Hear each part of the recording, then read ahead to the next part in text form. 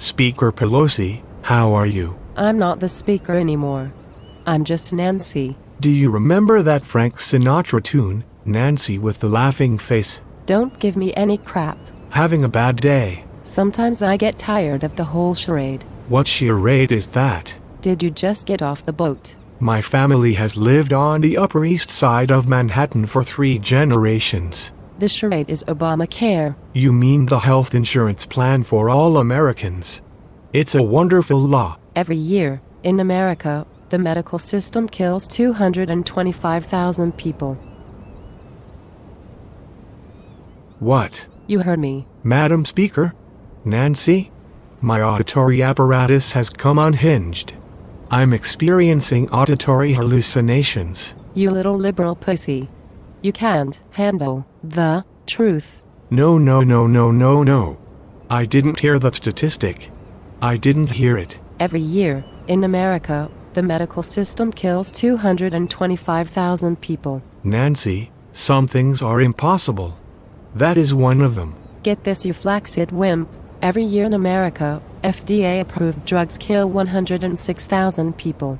The other 119,000 deaths are from screw-ups in hospitals. Add it up. The total is 225,000. I'm dreaming. You wish. No medical drug can be sold in America unless the FDA approves it as safe and effective. But I guess they're not doing a very good job over there, because the drugs they're calling safe are killing 106,000 people a year. Not a very good job. I believe that would be the understatement of the century. But I must still be dreaming. If what you're saying is true, all the newspapers and television news broadcasts would be screaming about it. That's your standard for the truth, you chump. We have a tight lid on the situation. What do you mean by a tight lid? Now think about this. If the FDA drugs that are approved as completely safe are killing 106,000 Americans every year, how many people are those drugs killing every decade? 1,060,000. Every 10 years. I'd call that a holocaust. Your figures must be wrong, with all due respect. They're not. Where do your figures come from? They were published in one of the most prestigious medical journals in the world. And the author of the paper had impeccable credentials. Before her death last year, she was a revered public health authority. I must be on acid. Someone slipped me some acid. Or the space-time continuum just blew up. The death statistics were published in the Journal of the American Medical Association, July 26, 2000. The title of the paper was, "Is U.S. Health Really the Best in the World?" The author was Dr. Barbara Starfield, who was working at the Johns Hopkins School of Public Health. No. Yes. No. Yes. And you see, under Obamacare, when we extend health insurance to millions more Americans, they will take those drugs and many more will die. Many more than 106,000 a year. No. Yes. If what you're saying is true, we would have heard about it from the press. But you didn't. And you know what else? I don't want to know what else. Can this get any worse? Well, yes.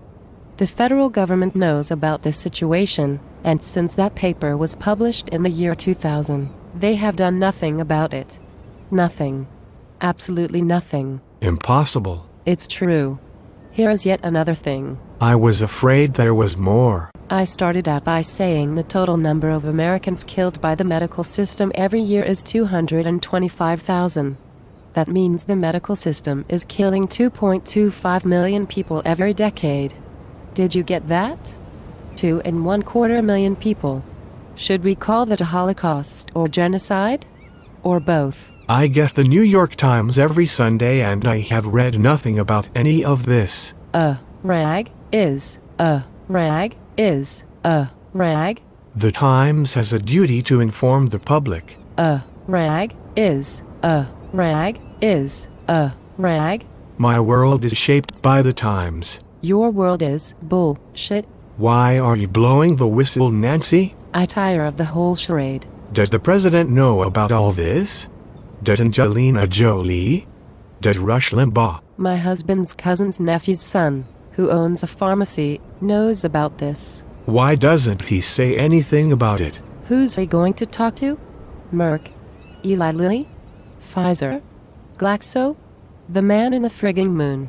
His representative in Congress? That's a laugh.